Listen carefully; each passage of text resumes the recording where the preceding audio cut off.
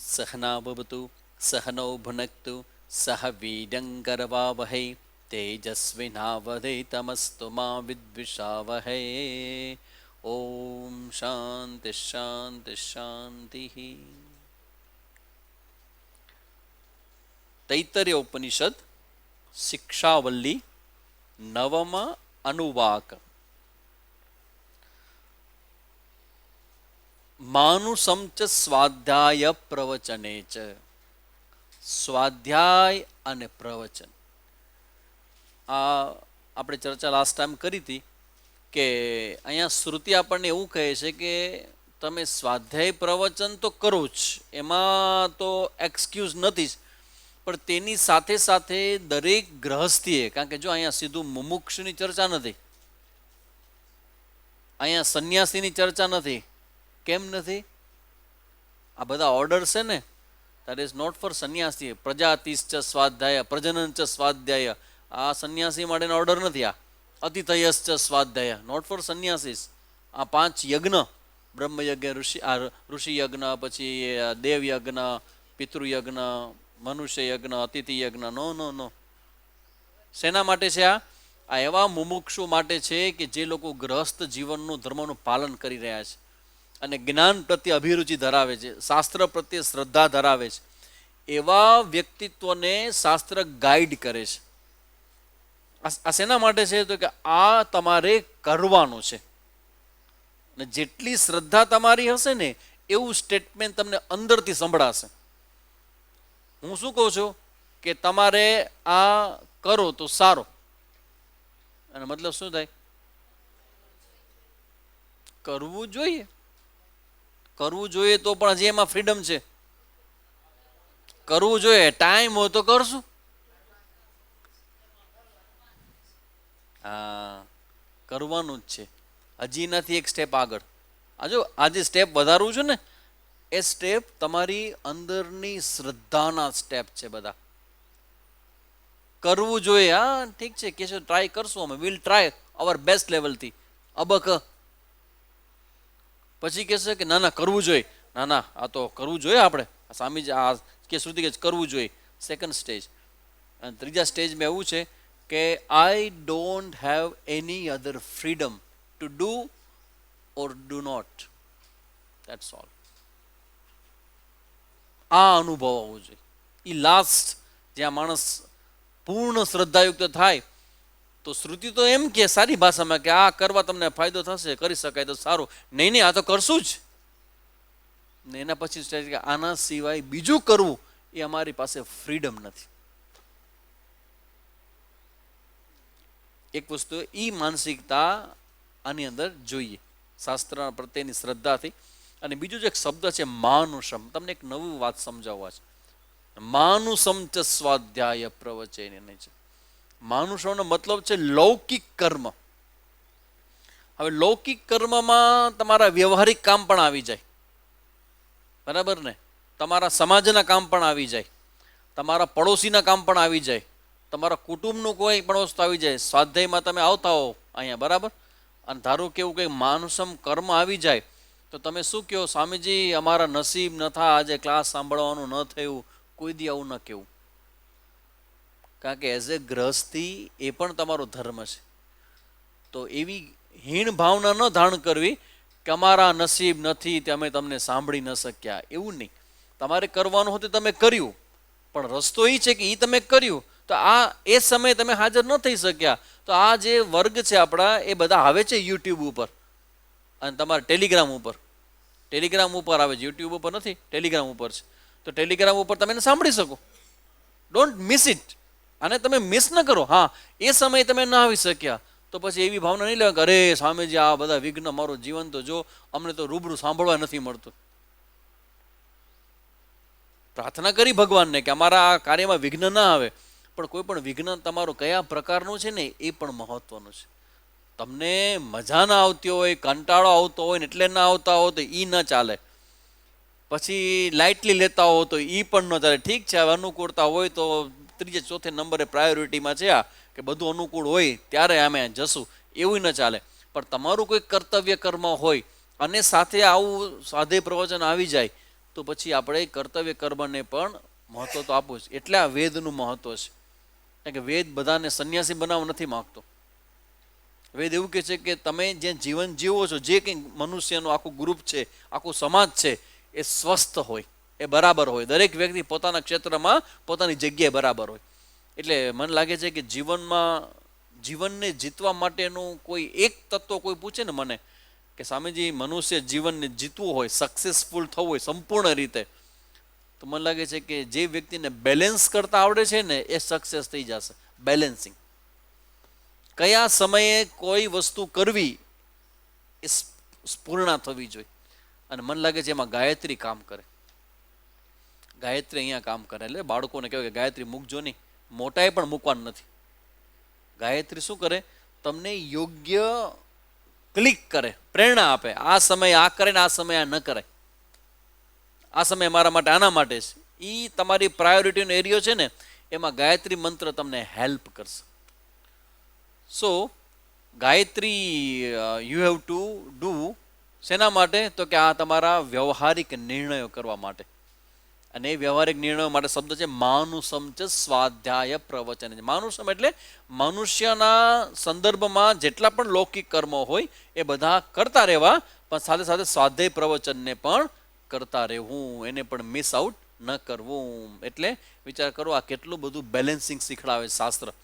ઉપનિષદ એટલે ભગવાનના સાક્ષાત સીધું ડાયરેક્ટ આ બધા શબ્દો છે, સીધા શબ્દો પરમાત્માના. એ પરમ સત્તા છે. એ ઋષિઓના હૃદયમાં આવી પ્રેરણા પ્રગટ કરીને આપણી પાસે પ્રગટ કરે છે. આ સામાન્ય વસ્તુ નથી. આ ઉપનિષદ છે એના મંત્રને ક્યારેય હળવાશથી ન લેવા, ક્યારેય નહીં. કારણ કે શિક્ષા સાક્ષાત પરમાત્મા કહે છે આ બધું. અને આપણને કે જેના જગત બનાવ્યું ને એ પરમાત્મા આપણને કહે છે કે તમારે આ કરવાથી તમારું સારું થશે. તો પછી હવે આપણે કરવાનું જ હોય. બરાબર? એટલે આ બધી ચર્ચાઓ આપણે લાસ્ટ ટાઈમ કરી હતી. પ્રજા ચ સ્વાધ્યાય પ્રવચને ચ, તમારા પછીની પેઢીની ચિંતા અને એની વ્યવસ્થા યુ હેવ ટુ ડુ. પ્રજનશ્ચ સ્વાધ્યાય પ્રવચને ચ, ગૃહસ્થીઓ માટેના, તમે કલ્પના તો કરો કે કોઈ પતિ પત્નીના જે સંબંધો છે એના સંદર્ભમાં ઉપનિષદ તમને ગાઈડ કરે છે. ને કેટલા સમય પહેલા હશે આ ઉપનિષદની રચના? કોઈ પણ ધર્મ તમે લઈ લ્યો, કોઈ પણ વિશ્વનો ધર્મ, અને એમાં જુઓ કે સ્ત્રી પુરુષના સંબંધને કઈ રીતે જોવે છે લોકો.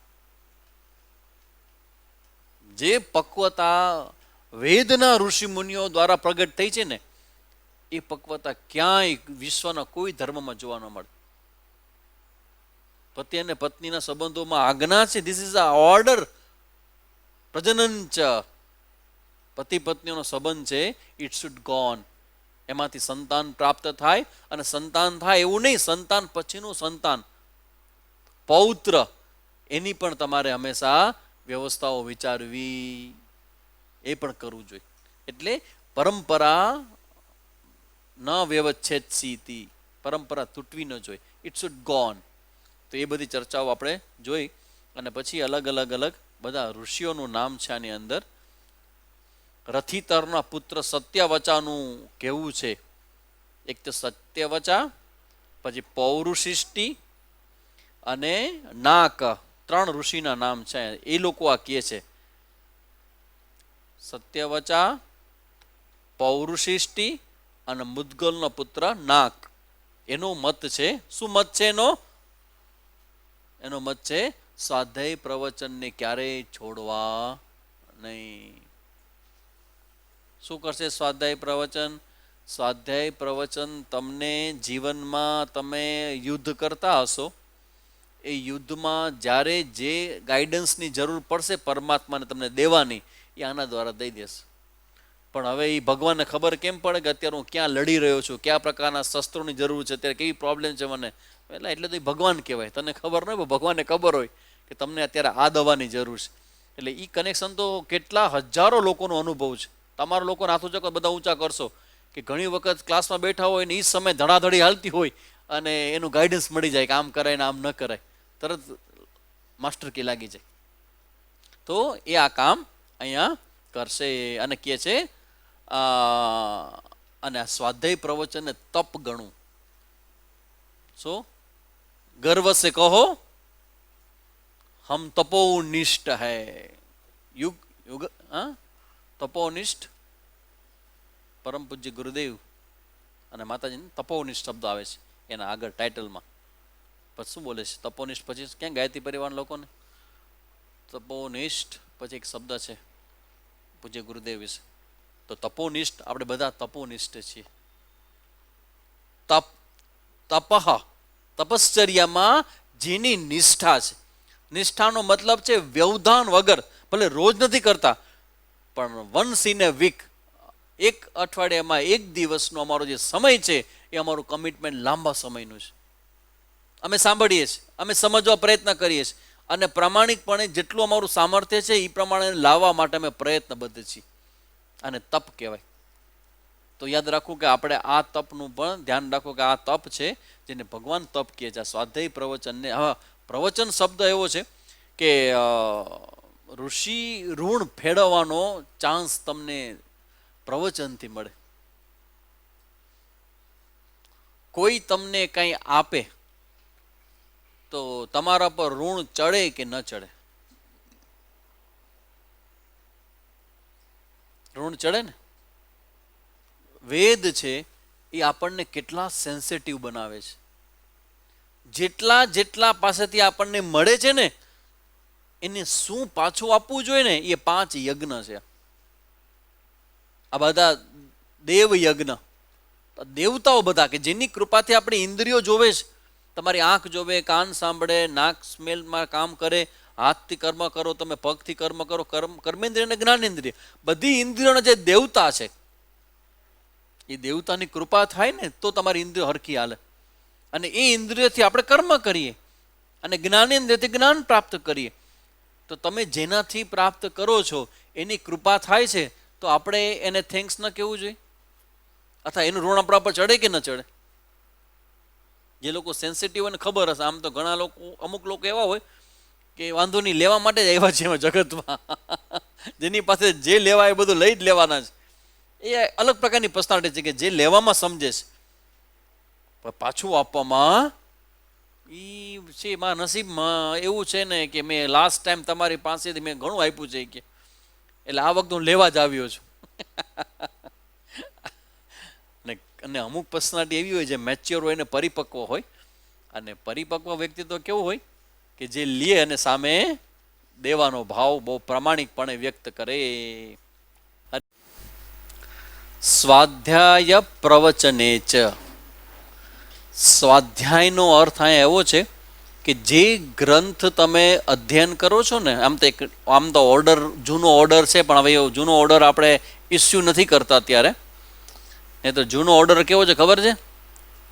કોઈ પણ ટેક્સ ચાલુ થાય ને ભણવાની તો સૌથી પહેલાં એ ટેક્સ તમારે કંઠસ્થ કરવી પડે, પછી તમને ભણાવવામાં આવે. તો આપણે આવું કંઈક કરીએ તો નવમા આખો બધા અનુવાક નહીં, પણ ધારો કે અત્યારે 9મા અનુવાક છે તો 9મા અનુવાકનું એક જે છે મંત્ર એ તો તમે કંઠસ્થ ન કરી શકો.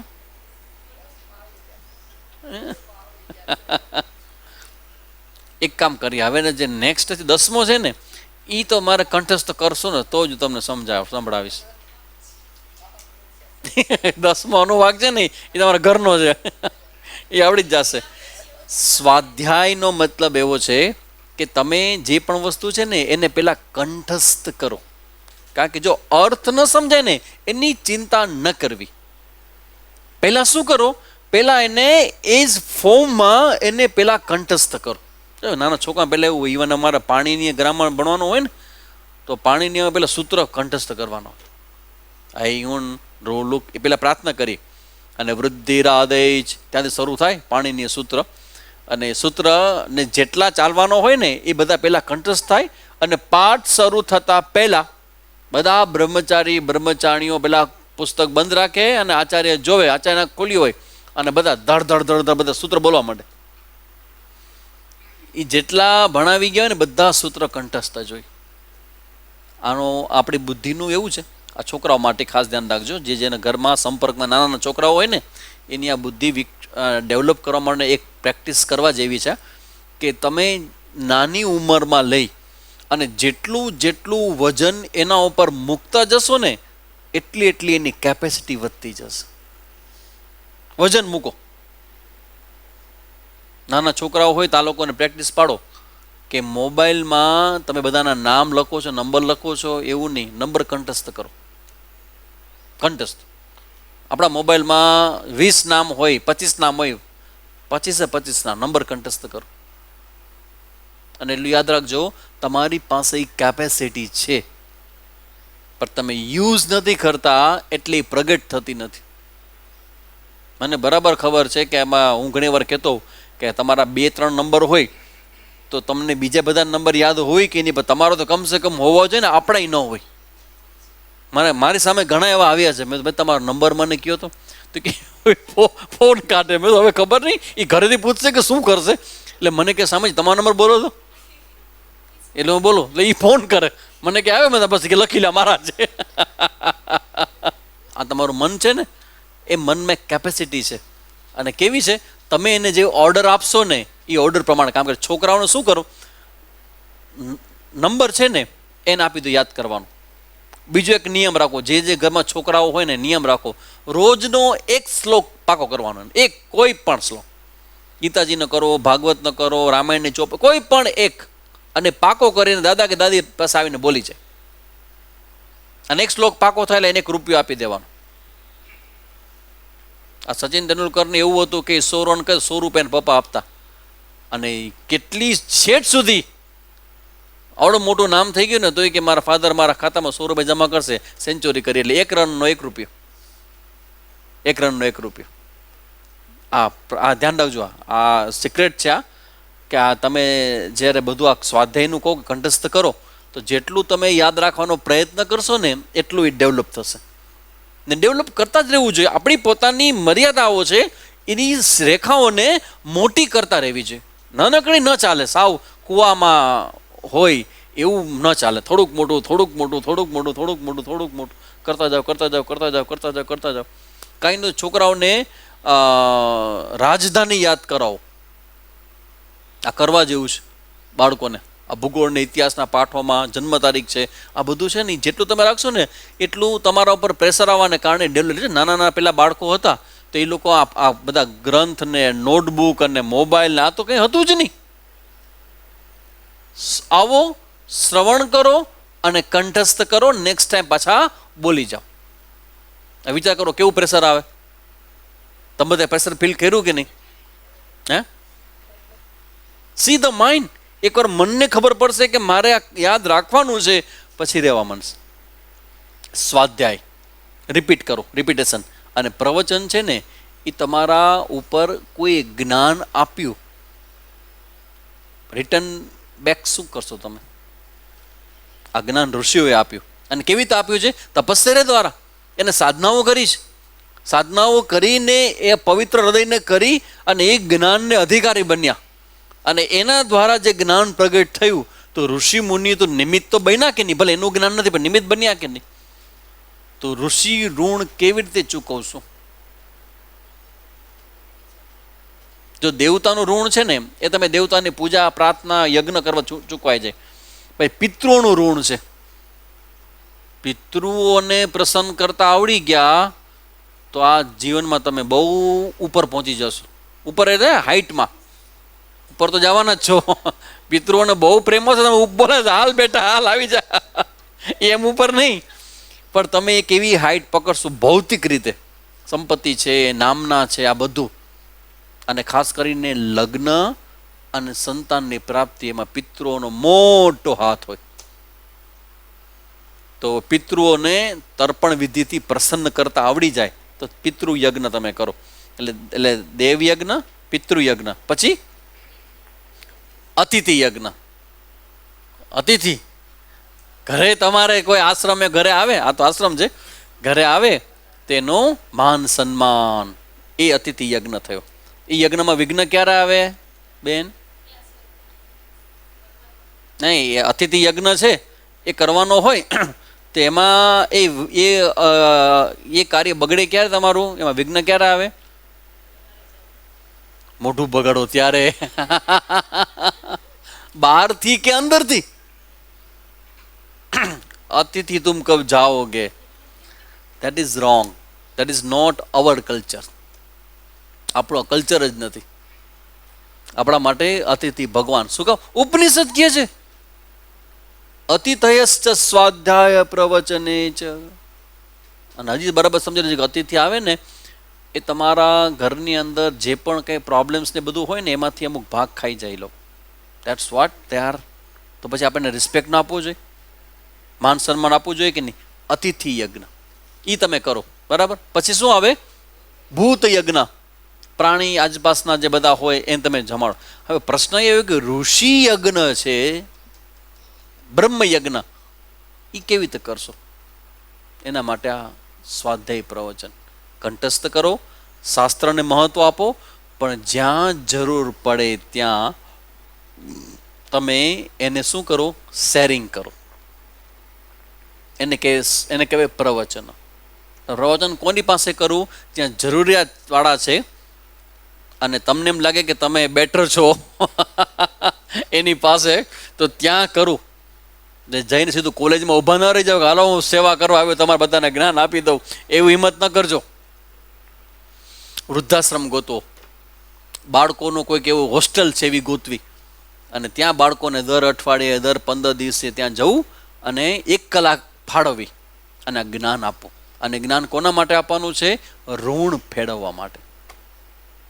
એના પર કૃપા કરવા ન દેજો ક્યારેય. અમારા ગુરુજી અમને ના પાડે, હું તમને ના પાડું છું કે તમને બોલતા તો આવડી જશે, કારણ કે તમે એવા બેસ્ટ જગ્યાએ આવીને સાંભળો છો.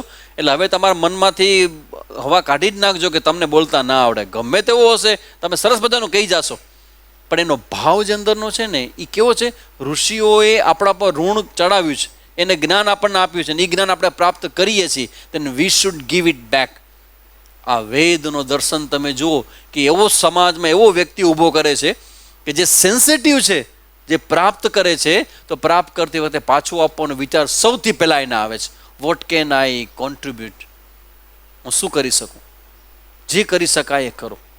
તો પ્રવચનનો મતલબ છે તમારું પાકું થાય, ઋષિ ઋણમાંથી મુક્ત થાવ, અને કોકને લાભ મળે અને પરંપરા ચાલે. તો આ તમારે આપવું પડશે કોકને. આપ્યા વગર જવાશે નહીં. તમે લીધું છે તો તમારે દેવું પડશે. ભલે ઘરમાં તો ઘરમાં એક વ્યક્તિને, પત્નીને, જોઈ માને તો જો એ તૈયાર થાય સાંભળવા કે હા હું સાંભળીશ, કારણ કે તમારે ઋણમાં છૂટવાનું છે. કારણ કે એને પછી કહેવાનું કે હું જે આપું છું ને એ મારા ઋષિઓને ધ્યાનમાં રાખીને આપું છું એમ. પછી એનું જે રિએક્શન એક્શન આવે એ બધું તમે સહન, કારણ કે એના પર પ્રેશર આવશે કે મારે તમને 1 કલાક સાંભળ. 1 કલાક ન કરજો, ના 30 મિનિટ 35 મિનિટ. એમાં પહેલાં તો સર્વ મંત્ર અને ધૂન ને કીર્તન એમાં 10-15 મિનિટ પૂરા કરી નાખજો. પાછી વધેલી 20-25 મિનિટ છે એઝ એ મિત્રના ભાવે બેસું. અને કેવું કે આવું પછી એમાં પછી સંભળાવવાનો ભાવ ન રાખજો કે આખા દિવસ માથાકૂટ થાય ને તો હું તને સાંજના સત્સંગમાં બધું સંભળાવી દઈશ, એવો ભાવ નહીં રાખવાનો. પણ શેરિંગ, પુસ્તક લ્યો, વાંચો અને સાંભળે, તમે બોલો, એ સાંભળે. It's wonderful thing. એ કરું સ્વાધ્યાય પ્રવચન. હવે આપણે આવી 10મા અનુવાક ઉપર. હવેનો જે અનુવાક છે ને એ બહુ ઇમ્પોર્ટન્ટ છે આપણા બધા માટે. તમને ખબર હોય તો આગળ આપણે 5 પ્રકારની ઉપાસનાઓ જોઈ ગયા. લખી છે કોઈ બધી ઉપાસનાઓ?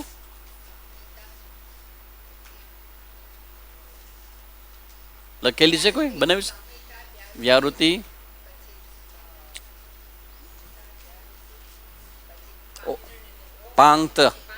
પાંગતા ઉપાસના, હિરણ્ય ગર્ભ, હા. પછી ઓમકાર. 5 ઉપાસનાઓ કરી. પણ તમને એમ ખબર હતો એક શ્લોક મંત્ર હતો, શેના માટે હતો ખબર છે? મેધા માટે. યાદ છે? મેધા માટેનો એક શ્લોક હતો. પછી એક હતું શ્રીની પ્રાપ્તિ માટે. 5 ને 2 7 તો થયા, શ્રીની પ્રાપ્તિ માટે. આમાં બધા ઓર્ડર્સ આવ્યા. હવે 10મા અનુવાક છે ને, હવેનો જે અનુવાક છે એમાં એક મંત્ર છે. અને મંત્ર શેના માટે છે? બ્રહ્મ વિદ્યાની પ્રાપ્તિ માટેનો મંત્ર. કોઈ વ્યક્તિ એમ કે મારે બ્રહ્મ વિદ્યા મેળવવી છે ને એમાં મને વિઘ્ન બહુ આવે છે, તો ભગવાન ભાષ્યકાર એવું કહે છે કે આ મંત્રનો જપ જે પણ વ્યક્તિ રેગ્યુલર કરશે એને બ્રહ્મ વિદ્યાના ઓબ્સ્ટિકલ્સ બધા દૂર થશે અને યાત્રા ખોલી જશે. તો બ્રહ્મ વિદ્યાની પ્રાપ્તિ માટેનો એક મંત્ર છે ઉપનિષદોમાં, શાસ્ત્રોમાં, અને એ મંત્ર હવે અહીંયા તૈતરીય ઉપનિષદમાં છે, જેને આપણે 10 શાંતિ મંત્રોમાં આપણે સ્થાન આપ્યું છે. યાદ રાખજો, વેદાંતના શ્રોતાએ 10 શાંતિ મંત્ર રોજ બોલવા ફરજિયાત છે. નો ચોઈસ, નો ચોઈસ. ગુરુ મંત્ર બોલતા હો, પછી કૈવલ્ય ઉપનિષદ બોલતા હો, વિષ્ણુ સહસ્રનામ બોલતા હો, એ બધું બરાબર છે, પણ 10 શાંતિ મંત્ર છે એ તમારી મેધાશક્તિ માટે, તમારા જ્ઞાનના માર્ગ માટે, એ બધા માટે એમાંનો આ ચોથો મંત્ર છે, જે આપણે 10 શાંતિ મંત્ર બોલીએ છીએ એમાં આવે છે, જેની ચર્ચા આપણે અહીંયા કરવાની છે. 10માનું વાક. તો હું પહેલાં બોલું છું, 2 વખત તમે લોકો રિપીટ કરજો, 2 times. ઓમ અહમ વૃક્ષસ્ય રેરિવા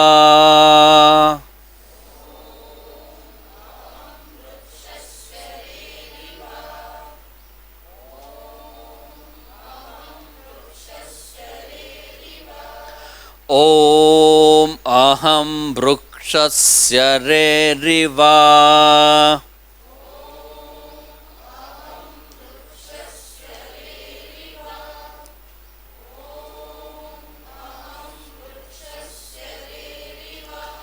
કીર્તિઃ પૃષ્ઠં ગિરેરિવ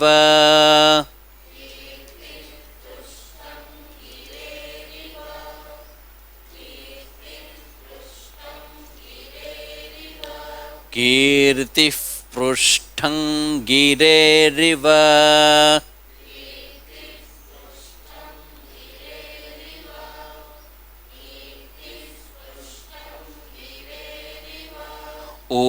ઊર્ધ્વપવિત્રો વાજિનીવ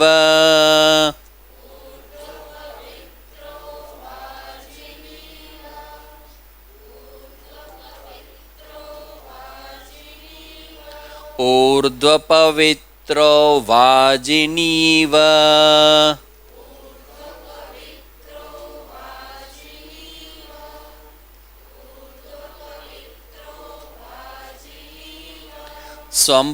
સમૃતમસ્મિ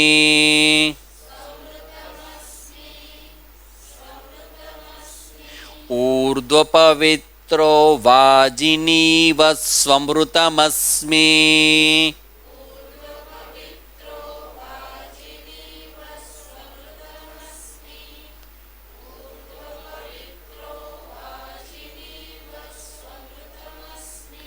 દ્રવિણગું સવર્ચસમ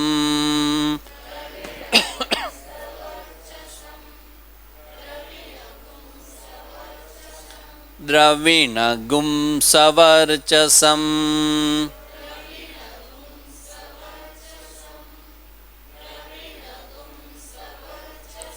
સુમેધા અમૃતોક્ષિતઃ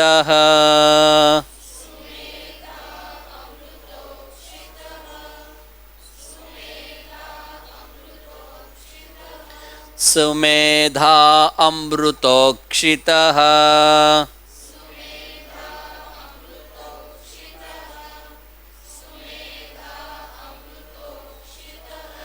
ઇતિ ત્રિશંકોર્વેદાનુવચનમ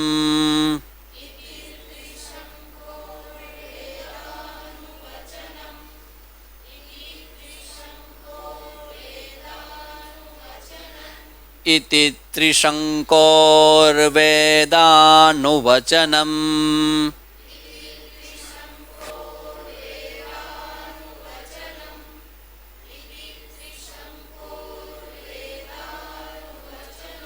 ઓમ શાંતિ શાંતિ શાંતિ.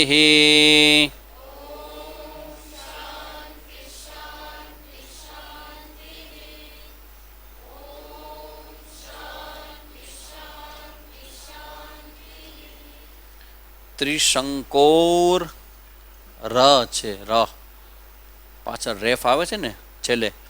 ઇતિ ત્રિશંકોર વેદાનુવચનમ. ત્રિશંકુ. તો આ મંત્ર શેના માટે છે? બ્રહ્મ વિદ્યાની પ્રાપ્તિમાં આવતા પ્રશ્નના નિરાકરણ માટે. તમે એકવાર નક્કી કરો કે હવે મારું જીવન છે એ જીવનભર મારે આ શાસ્ત્રનું ચિંતન મનન નિધિધ્યાસન કરવું છે, તો એમાં તમને ઘણા બધા વિઘ્નો આવશે. બધા વિઘ્નો ક્યાંથી આવે છે? એક જ જગ્યાએથી, ઓનલી વન પ્લેસ. જેટલો માણસ મેચ્યોર બનશે ને એટલો એ મૂળમાં જઈ શકશે. તમને ઘણી વખત વિઘ્નો આવે એટલે તમે રઘવાયા થઈ જાઓ, અને તમે શું કરો છો? જે નિમિત્ત બન્યો હોય ને એની નળી ઝાલી લ્યો છો. આ કદી ન કરવું આવું, કારણ કે ઓલરેડી એક તો પ્રોબ્લેમમાં તમે પસાર થઈ રહ્યા છો, અને પછી તમે જે કરો છો ને એ નવા પ્રશ્ન જન્મ આપશે. અને શું કહેવાય? Reactive personality. રિએક્ટિવ એટલે કેવું કે તમે એવું રિએક્શન આપો છો, જ્યાં એક્શન કરવાનું છે એને બદલે રિએક્શન આપો છો, અને તમારો પ્રોબ્લેમ કે તમારું પ્રશ્ન કે તમારું પેઇન એ તમે કોક ઉપર થ્રો કરવા માંગો છો, અને એ જે વચ્ચે આવ્યું હશે એના ઉપર થ્રો કરશો. એટલે કેવો પ્રોબ્લેમ થાય? એક તો પ્રોબ્લેમ તમારો ચાલે છે, અને ઉપરથી તમારું આ પ્રકારનું એટીટ્યુડ કે તમારું વર્તન એ નવા પ્રશ્ન જન્મ આપશે. વળી પાછું બીજું વિઘ્ન આવશે, વળી પાછું વિઘ્ન આવશે, વળી પાછું વારંવાર વિઘ્ન એટલે તમારું એક વિઘ્નમાંથી 10 વિઘ્ન જન્મ લેશે, અને 10માંથી રસ્તો બંધ. જો આમ થાય છે પ્રશ્ન. હવે આ આખો જે મુદ્દો છે ને એ ભગવાન ભાષ્યકાર કહે છે કે ભાઈ તમે અત્યારે કર્મકાંડની ચર્ચા ચાલતી હતી, આગળ ઉપાસનાની ચર્ચા ચાલતી હતી, એમાં ઓચિંતાનું આ બ્રહ્મ વિદ્યાની વાત ક્યાંથી આવી ગઈ? તો હવે એનો જવાબ આપે છે કે અહમ વૃક્ષસ્ય રેરેવા ઇતિ સ્વાધ્યાયાર્થે મંત્રમનાય મંત્ર આમનાય.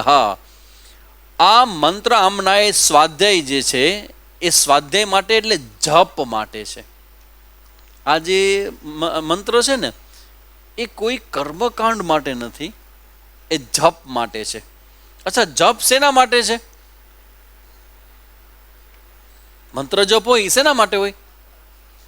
વેરી ગુડ, અંતઃકરણની શુદ્ધિ માટે. અંતઃકરણની શુદ્ધિ કરવા માટે મંત્ર જપ જોઈએ. મંત્ર જપ કરવો કરવો ને કરવો. તમારે ગૃહસ્થીઓ માટે એવું કહેવાય કે જેમ યજ્ઞ કરવાનો આજ્ઞા બહુ એમ્ફસાઇઝ પૂર્વક કહી છે ને, એમ મંત્ર જપ પણ કદી મિસ ન કરવો.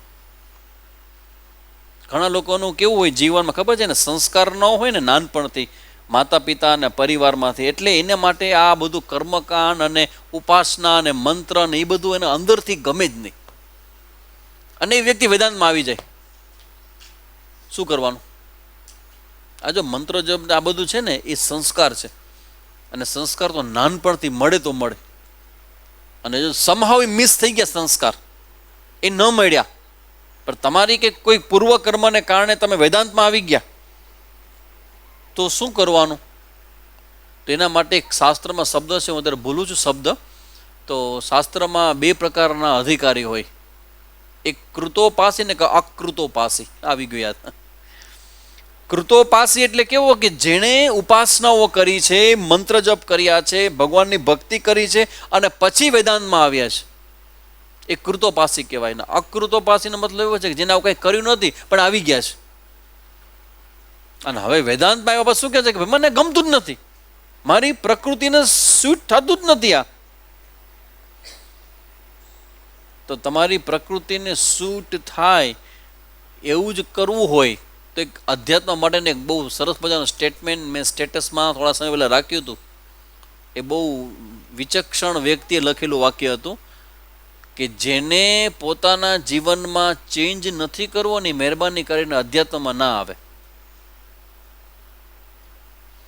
જેને પોતાની પ્રકૃતિમાં ફેરફાર નથી કરવો ની અધ્યાત્મમાં આવે જ નહીં. અધ્યાત્મ છે જ એના માટે, તમારી પ્રકૃતિ બદલવા માટે. એટલે હવે પ્રશ્ન એ છે કે મારે મારા જીવનમાં કર્મ એ મારી પ્રકૃતિને અનુકૂળ કરવા કે વિવેકપૂર્વક કરવા. શ્રદ્ધા જો કેવી કામ આવે? વારે ઘડે પ્રશ્ન થાય. આની પહેલા પ્રશ્ન મેં તમે કીધો હતો કે ગુરુમાં ને શાસ્ત્રમાં આટલી બધી શ્રદ્ધાની શું જરૂર છે? ગુરુ વેદાંત વાક્ય શું સત્ય સત્ય ઇત્યાવધારણા. ગુરુ ને વેદાંતના વાક્યમાં સત્ય જ છે એવી માનસિકતા લઈને જ તમારે આમાં શ્રવણ કરવું. પણ શું કામ? શ્રદ્ધાની શું જરૂર છે? તમે મેડિકલમાં જાઓ ડૉક્ટરને તો શ્રદ્ધાની વાત કરશે કે ભાઈ તમને હું દવા આપું પણ શ્રદ્ધા રાખવી પડશે મારામાં? નો. વિજ્ઞાનમાં શ્રદ્ધાની વાત આવશે કે શ્રદ્ધા કરશો ને તો તમને પાર્ટિકલ દેખાશે? નો. તો વેદાંતમાં સત્ય દર્શન કરવા આવી તો ત્યાં શ્રદ્ધાની વાત શું કામ કરવામાં આવે છે? કારણ કે તમારી whole personality is going to change. તમારું સમગ્ર વ્યક્તિત્વને બદલવામાં આવશે ત્યાં, ખાલી તમારી બુદ્ધિને નહીં, સમગ્ર વ્યક્તિત્વને. અને વ્યક્તિત્વ ઉપર ઘા થાય તો આપણો ઈગો સહન કરે? વ્યક્તિત્વ ઉપર ઘા થઈને ઈગો સહન કરે? ન કરે. અને અધ્યાત્મમાં સૌથી મોટું વિઘ્ન ક્યાંથી છે? ઈગોમાંથી. અને એના પર ઘા થશે તો ટકશો કેવી રીતે? ટકશો કેવી રીતે? તમે ક્યાં રવાના? કેમ? તમે મને આમ કહી દીધું, જ્યારે હોય ત્યારે મને જ કહો છો નહીં આવું, જાઓ, ઓવર. શ્રદ્ધા, શ્રદ્ધા અને શ્રદ્ધા. અને શ્રદ્ધા કેવી છે કે તમારા સંસ્કારોથી તમે જીવન જીવો છો, પણ જ્યારે નવું કહેવામાં આવશે ને તો તમારી પાસે બેકગ્રાઉન્ડ નથી. શું કરશો? મંત્ર જપનું બેકગ્રાઉન્ડ શું કરે છે? અખંડાનંદજી મહારાજ કેટલી મોટી વિભૂતિ કે જેને બંને પ્રકારના સાક્ષાત્કારો કર્યા. એને પોતાનો એક પ્રોબ્લેમ, બહુ ઓનેસ્ટ મહાત્મા હોય ને એ હંમેશા પોતાના અંગત અનુભવો હોય ને અંગત માને નહીં, જરૂર લાગે ને કાંઈ કહેવા જેવું છે ત્યાં ઓપન કરી નાખે. મને એટલું બધું ગમે છે એનું આ વાત એની અખંડાનંદજી મહારાજની. કારણ કે ઘણા બધાના મેં જીવનમાં ખાસ કરીને વેદાંતી હોય ને એના જીવનમાં જોઈ છે આ જ માનસિકતા. મંત્ર જપ ન કરે, મંત્ર જપ કરતા જ નહીં, માળા બાળા ફેરવો હોય કે મારું કામ વેદાંતી છે. અને કોઈક મહાત્મા આવીને એને ખીજાણા કે આપ મંત્ર જપ નહીં કરતો? નહીં નહીં, મેં તો બ્રહ્મ સત્ય જગત મિથ્યા કો માનને વાલા હું. એ જ્ઞાનમાં મારે નિષ્ઠા મેળવતી, એમાં હું મંત્ર કરીને હું શું કરીશ? ને સાચું કહું કે મને મંત્રમાં મન જ નથી. શું કામ નથી? કારણ કે એનું મારે કરવાનું છે એના માટે કોઈ ફળ દેખાતું નથી અને મારા માટે કોઈ ઉપયોગી નથી. મારે તો જ્ઞાન મેળવવું છે. મંત્ર કરીને હું શું કરીશ? કારણ કે મારી એવી કોઈ પ્રકૃતિ છે નહીં મંત્ર કરવાની. અને મંત્ર કરું તો મન ક્યાંક વયું જાય, એ મને મજા જ ના આવે, ગમતું જ નથી, શ્રદ્ધા જ નથી મંત્ર. એટલે ઓલા મહાત્માએ જોયું કે આ મોટા મહાત્મા બનવાના છે, આ મંત્ર જપ ન કરી તો કેમ હાલશે? તો કે એસા કરો બેટા, मेरी प्रसन्नता के लिए करोगे? क्योंकि ठीक है चलो आप बोलते हो तो आपकी प्रसन्नता के लिए मैं करूंगा, मुझे नहीं करना, मुझे आपको कुछ नहीं चाहिए, मेरे लिए करो. અને મંત્ર જપ શરૂ કર્યા. અને પછી કારણ કે એ પછી બીજી વાર મહાત્મા આવ્યા તો કીધું કે બેટા કરતે હો મંત્ર. 5-6 મહિના પછી મહાત્મા પાછા આવ્યો છે વૃંદાવનમાં. તો કે हाँ महाराज आपके लिए मैं करता था मगर होता कुछ नहीं है, मंत्र मंत्र मेरा मन नहीं लग रहा है, आपके लिए मैं करता हूँ, मेरा मैकेनिकल है और मैं मानता हूँ कि वो ठीक नहीं है. એટલે મહારાજે 3 ટાપલી મારી, 1 2 ને 3 અપ કરના. અને પછી જે મંત્ર થયો સામે જે એવું લખે છે એમાં પાવન પ્રસંગ જેને વાંચ્યું ને ખબર છે એમાં છે આ ઘટના. અને પછી જે મંત્ર થયો બંધ જ ન થાય, મંત્ર થયા જ કરે. પછી એને કહેવાનું ચાલુ કર્યું કે મંત્ર જપ કોઈએ મૂકવો નહીં. આ મંત્ર છે ને એ કામ કરે છે અને એ જ્યારે પણ કરો ને ત્યારે કામ કરે. એટલે એની અસર કે ઇમ્પેક્ટ તમને અનુભવાય કે ન અનુભવાય પણ તમારે કરવાનું. તો હવે જો એક એવો મંત્રની અહીંયા વાત આવે છે કે વેદાંતમાં તમારે આગળ વધવું હોય તો તમારે જપ કરવો પડે. અને શંકરાચાર્ય ભગવાન સ્પષ્ટ લખે છે ભાષ્યમાં કે આ જે મંત્ર છે ને એ જપાત્મક છે. અને આ મંત્ર કોના માટે છે? તો કે આ મંત્ર કરવાથી તમારું હૃદય છે એ પવિત્ર થાય. અને હૃદય પવિત્ર થાય શેના માટે? કે આના પછી બ્રહ્મજ્ઞાનની વાત આવવાની છે બીજી વલ્લીમાં. કઈ વલ્લી? બ્રહ્માનંદ વલ્લી. અને અહીંયા બ્રહ્મજ્ઞાનની વાત આવશે ને તો એ વાતને સમજવા માટે તમારું હૃદય પવિત્ર જોશે. અને હૃદય પવિત્ર, અચ્છા હૃદય બગડે કોને કારણે?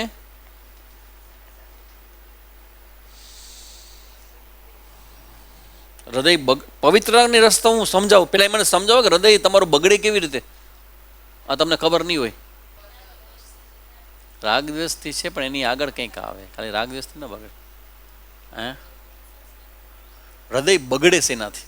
તમારો જેમ કે કપડાં હોય તમારા, બરાબર, તો તમે કપડાં યુઝ કરો તો બગડે કે ના બગડે? બગડે.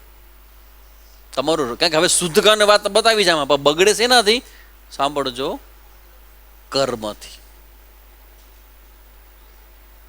કર્મથી હૃદય બગડે. એનું કનેક્શન જોજો કઈ જગ્યાએ છે. તમે એમ કહો કે રાગ દ્વેષ, આ રાગ દ્વેષ છે ને એને પોષવાનું કામ છે ને એ કર્મ કરે. કર્મથી હૃદય બગડે. તો એનો રસ્તો બતાવ્યો શાસ્ત્રમાં કે તમે જો કર્મ તો મૂકી શકાયું છે જ નહીં.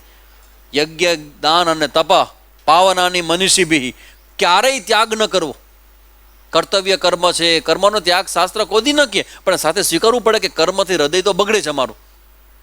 રાગ દ્વેષ થાય, આસક્તિ થાય, મમતા થાય, અંદરથી બધા વિચારો આવે. આ બધું તમે આટલા બધા વિચારો તમારા કર્મથી આવે છે. બંધન પણ કર્મથી ઊભું થાય છે. આ દુરિત પણ તમારા કર્મ જ છે. કર્મથી બધું બગડે. પણ એ કર્મથી બગડતું હોય ને ત્યારે એ કર્મ જ્યારે તમે શરણાગતિના ભાવથી કરો ને ત્યારે એ કર્મ ન કહેવાય. એ શું બની જાય? પૂજા.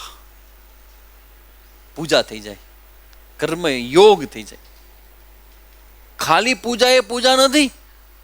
શરણાગતિના ભાવથી કરવામાં આવતી પૂજા એ પૂજા છે. અને એ જ શરણાગતિના ભાવથી જ્યારે તમે કર્મ કરો છો ને તો કર્મ પૂજા બને. એટલે પછી કર્મથી જે બગડતું મન છે ને એ અટકી જશે. તો એ રાગ દ્વેષને આસક્તિ ઊભી નહીં કરે. પણ હવે જે બગડી ગયું છે ચિત્તમાં સંસ્કાર તો પડ્યા, કર્મથી સંસ્કાર પડે, અને એ બધું બગડેલું છે એને શુદ્ધ કરવા માટે શું કરવું પડે? જપ કરવા પડે. અને એ જપ, હવે જો આ જે મંત્ર છે ને એ મંત્રમાં પ્રાર્થના કરવામાં આવે ત્યારે હંમેશા બ્રાહ્મણ હોય ને એ કોઈ પણ કર્મકાંડ શરૂ કરે તો સંકલ્પ લે, સંકલ્પ જાહેર કરે કે હવે શેના માટે અમે કર્મ કરીએ છીએ. તો અહીંયા મંત્રમાં કોઈ સંકલ્પ સીધો સાદો કોઈ કલ્પ નથી. પુત્ર મળે ને આ મળે ને તે મળે ને પુણ્ય મળે ને કાંઈ જ નથી.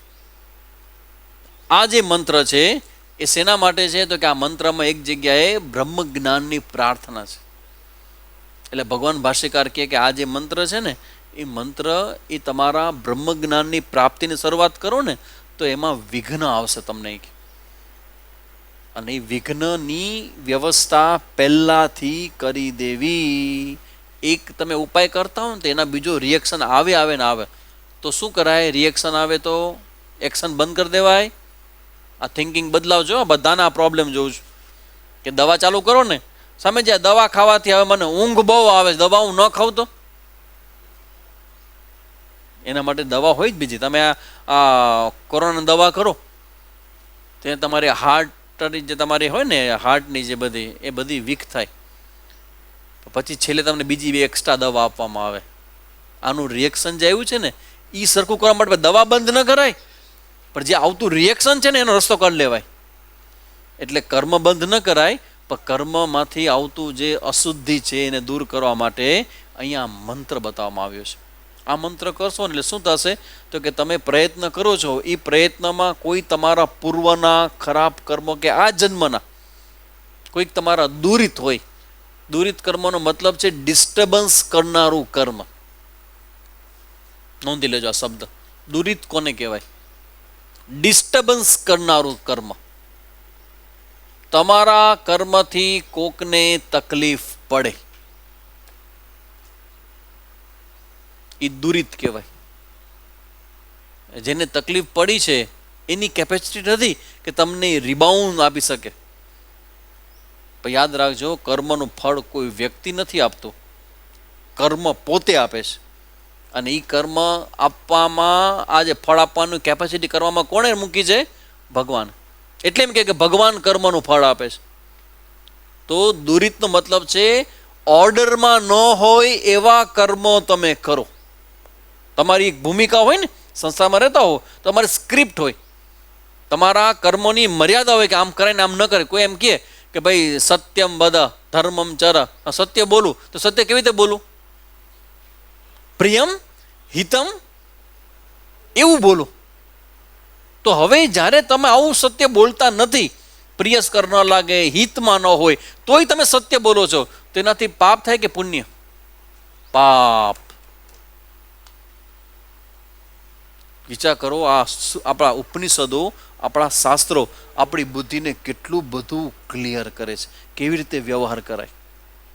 કારણ કે તમારા વિઘ્નો એ તમારા કર્મથી ઊભા થશે. તો કહે છે કે હવે અમે તમને બતાવીએ છીએ કે આ પ્રકારનો મંત્ર તમે કરશો તો તમારા વિઘ્નો વિલ ટેક કેર, એ હટી જશે. અને અંતે તો આપણે હટી જાય વિઘ્નો, તો આપણી યાત્રા તો હરિદ્વારની છે ને. આ ટ્રેન ક્યાંની છે આપણી?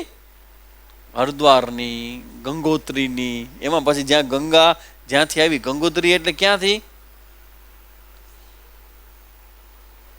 ગંગોત્રી जिसकी जटा में है, ना ना, हिमालय शिव परम पिता परमात्मा, જેની જટામાંથી આ ગંગા નીકળે છે, તો એ જટા ધારણ કરનાર જે પરમાત્મા છે એ લક્ષ્ય છે આપણા જીવન ને. એના માટે આપણે આ શ્રવણ કરીએ, વેદાંતનું ચિંતન કરીએ. તો એ વેદાંતના ચિંતન શ્રવણ કરવામાં પણ અનુકૂળતાઓ ન ફીલ થાય, તો એના માટે કહે છે કે આ મંત્ર કરો, તમે જપ કરો, આ શાંતિ પાઠ કરો.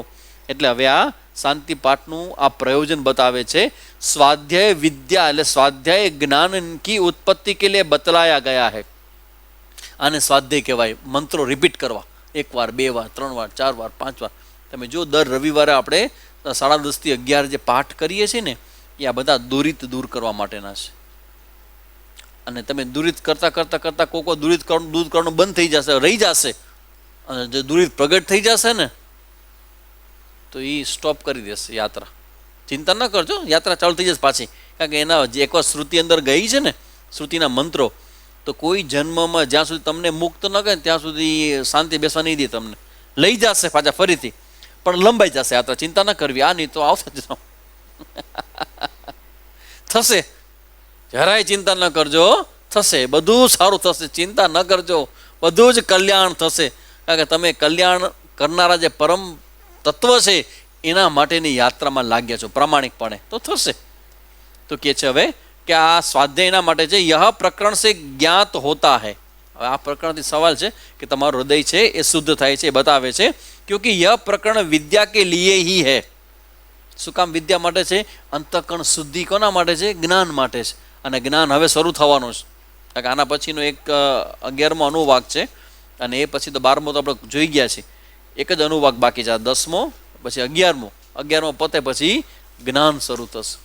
અને એ જ્ઞાનની બધી શું છે? બધી આ પૂર્વ તૈયારી છે, યુદ્ધ પહેલાની તૈયારી છે બધી. આ મોટું યુદ્ધ છેડાવવાનું છે. અથવા તો બ્રહ્મ જિજ્ઞાસા, જેમ બ્રહ્મ જ્ઞાન શરૂ થાય તો એ શરૂ થવાનું છે આપણું. તો કહે છે કે આ બધું એના માટે, એની તૈયારી માટે છે. इसके सिवा इसका और कोई प्रयोजन जान नहीं पड़ता है. આ મંત્રનું બીજું કોઈ પ્રયોજન દેખાતું નથી. क्योंकि स्वाध्याय के द्वारा, जप के द्वारा, निष्काम कर्म के द्वारा जिसका चित्त शुद्ध हो गया है उसी को विद्या की उत्पत्ति होना संभव है. સાંભળો વિદ્યા, સમજો વિદ્યા, પણ તમારું વ્યક્તિત્વ એને અનુકૂળ વર્તન ન કરે તો એ શું કામ? અનુભૂતિ કેમ થતી નથી ભાઈ? હે, આ ખાલી શબ્દો જ કેમ લાગે? અનુભૂતિ ક્યાં થતી નથી? તો બધાને આવું થાય છે? અમુકને થાય છે? હા સ્વામીજી, આ તમે આ વાત કરો છો, હવે મારો સ્વભાવ બદલાઈ ગયો, હવે હું હળવું ફૂલ ફીલ કરું છું, અને હવે જીવન બદલાઈ ગયું મારું. તો કોકને થાય છે. જેને થતું નથી ને, હારું નથી થતું. આ અનુભૂતિ થતી નથી. તમે વાત કરો છો, જવાબ મળી ગયો. શું કામ અનુભૂતિ થતી નથી? તમારું હૃદય છે એ તૈયાર થયું નથી. એના માટે તમારે ઉપાસના કરવી પડશે, એના માટે જપ કરવો પડશે. અહમ વૃક્ષસ્ય રે રિવા. આ મંત્રનો સૌથી પહેલા સામાન્ય અર્થ જાણી લ્યો, પછી એની આપણે આવતા વખતે ચર્ચા કરશું. પણ અત્યારે તમે એનો અર્થ જાણી લ્યો. આ મંત્ર શું છે?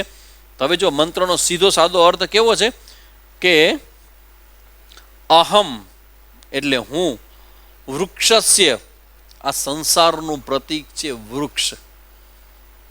હું જ આ સંસાર રૂપી વૃક્ષનો પ્રેરિતા છું. એટલે ઘણી વખત એવું થાય કે તમે જ્યારે ભગવાનને પ્રાર્થના કરો ને તો ભગવાન બનીને ભગવાનની પ્રાર્થના કરવી. કોના જીવનમાં જોવા મળે આવું?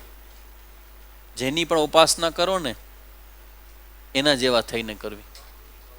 Very good. રામકૃષ્ણ પરમહંસ એ જ્યારે હનુમાનજીની ઉપાસના કરે તેવું કહેવાય કે એનો આંતરપૂછ નીકળ્યું હતું. પછી માની ઉપાસના કરી તો સ્ત્રીના અંગ ઉપસી આવ્યા હતા. રામકૃષ્ણ પરમહંસ ઉપાસના. તમે કોઈને પ્રાર્થના કરો કે કંઈ પણ કરો ને એ એનામય થઈને કરો. એટલે અહીંયા હવે જે વાત કરે છે ને એ કેવી વાત છે કે તમે જે ભગવાનની ઉપાસના કરો છો, ભગવાનને પ્રાર્થના કરો છો, એ ભગવાન કેવા છે? તો કે આખા સંસારને ચલાવનારા છે. એટલે હું જ તે ભગવાન છું. ભગવાન અને મારા વચ્ચે કોઈ ભેદ નથી. એ ભાવથી અહીંયા વાત કરે છે, અહમ વૃક્ષસ્ય રે રીવા, હું જ આ જગતનો સંસાર રૂપી વૃક્ષનો પ્રેરિતા છું. હું સંસાર વૃક્ષનો પ્રેરિતા છું. મારી ખ્યાતિ પર્વતના શિખર સમાન ઊંચી છે.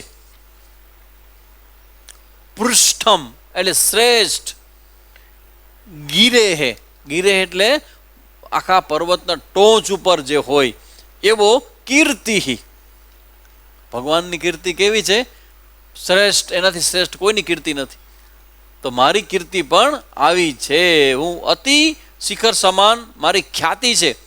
પછી ઉર્ધ્વ પવિત્ર.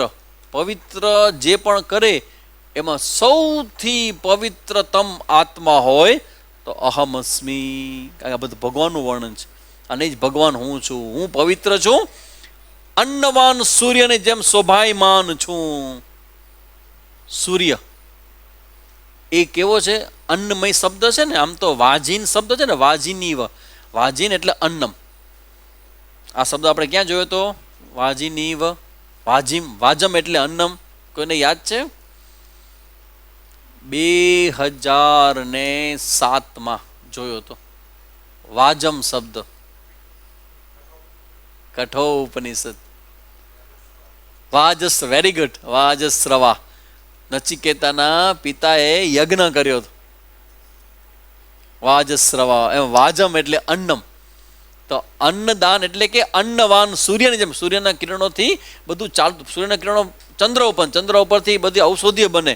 એટલે મૂળમાં તો સૂર્યના કિરણો છે. એટલે અન્નવાન, અન્ન આપનાર સૂર્યની જેમ શોભાયમાન એટલે કે સ્વયં પ્રકાશિત છે. સૂર્ય સ્વયં પ્રકાશિત છે. તો હું પણ સ્વયં પ્રકાશિત છું. દીપ્તમાન આત્મતત્વ રૂપ છું. પછી ધન છું. જો શબ્દ એક આવે છે દ્રવિણમ. હું ધન સ્વરૂપ છું. ધનનો અર્થ આર્થિક સંપત્તિ નહીં. ધનના અર્થ ઘણા બધા છે જે આપણે જોવાના જ. આવતા રવિવાર જોશું આપણે ધનનો અર્થ શું થાય. ધનનો એક અર્થ સામાન્ય સંપત્તિ થાય. બીજો અર્થ થાય તમારું આધ્યાત્મિક, તમારા બધા અધિકારિત્વ એ ધનમાં આવે. અને ત્રીજો ધનનો અર્થ થાય જ્ઞાન, બ્રહ્મ જ્ઞાન. અહીં દ્રવિણમ એટલે બ્રહ્મ જ્ઞાન. અને ચોથો અર્થ થાય ધન એટલે બ્રહ્મ પોતે. બ્રહ્મ અને બ્રહ્મ જ્ઞાન. થોડુંક તમને ટફ ટોપિક આપી દો.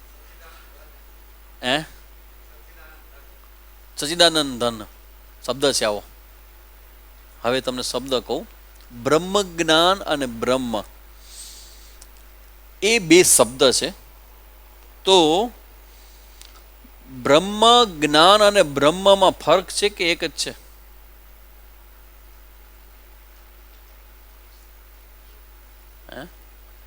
બ્રહ્મ જ્ઞાન અને બ્રહ્મ એક છે કે અલગ અલગ છે? એક જ છે. હાલો નાખો, પાણો નાખો, છૂટ છે, કાંઈ તમારે નુકસાન નહીં જાય.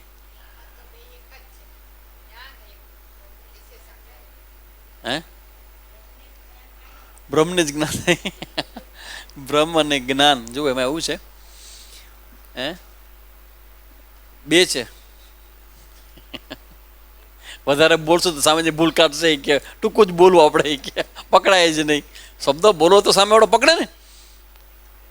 આટલું જ ખાલી. આ વિજય છે, વિક્ટરી છે, મેચ જીત્યા છો, હારવાનો છો, જીતવાના છો કે બેમાં માનો છો, જે તમે સમજો એ.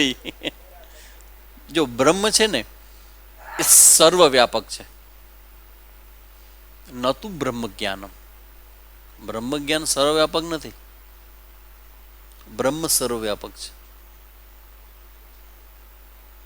તમને આમ ડાયજેસ્ટ નહીં થાય, પણ એક શબ્દ હજી કહી દો. બ્રહ્મ જ્ઞાન એ સત્ય કે મિથ્યા? બ્રહ્મ જ્ઞાન સત્ય કે મિથ્યા? તમને અત્યારે આપું છું બ્રહ્મ જ્ઞાન. બ્રહ્મ જ્ઞાન સત્ય કે મિથ્યા?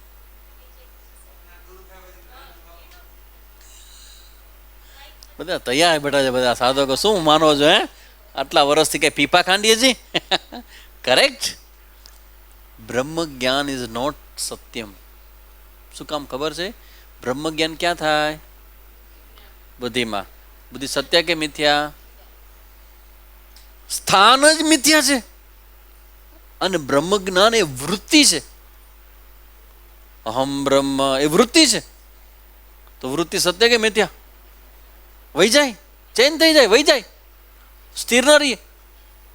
બ્રહ્મ ઓલવેઝ બી સ્થિર. ને બીજું એવું છે કે બ્રહ્મ છે ને એને અવિદ્યા છે નહીં.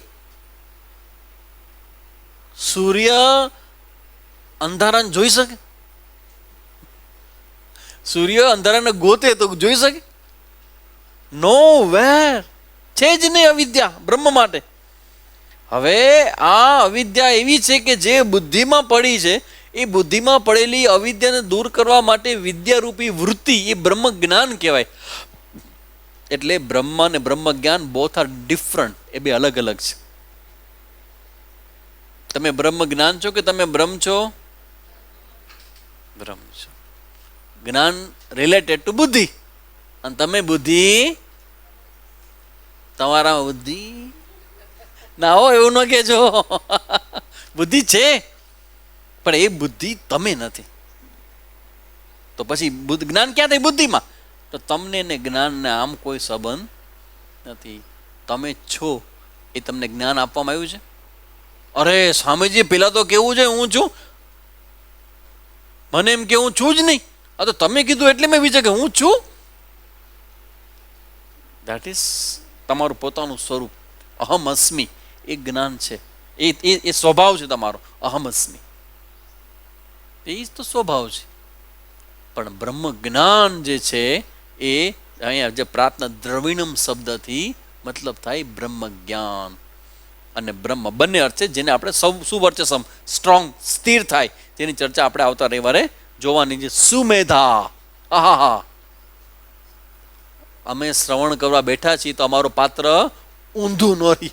બધું રેડી છે, ધમ ધમ કરતા આવી ગયા, બધું ગોઠવાય, બધું પરફેક્ટ સાંભળવા બેસી ગયા. પાત્ર આખો ક્લાસ પૂરું તે પછી તમે અમને તમે બ્રહ્મ આવડી મોટી ચર્ચા, ઈશ્વરના સ્વરૂપની ચર્ચા કરી, આ બધું કર્યું, અને જેવો ક્લાસ પૂરો થયો ધડાધડ. તો કે ભાઈ તમે ક્લાસ હતો ક્લાસમાં ક્યું?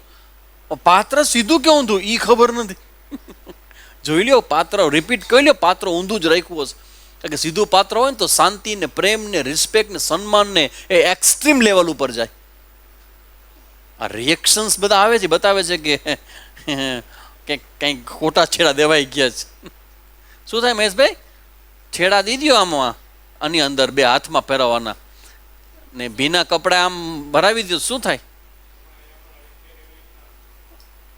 ગયા 32 years લેડી, શોટ લાગ્યો ને વયા ગયા. માણસો કોરોનાથી મળે બધા જાય છે, પણ સાવ જુદી રીતે. એના હસબન્ડ પાછા બીજે ક્યાંક ભીના કપડાં ને લગાવ્યું, ગયા.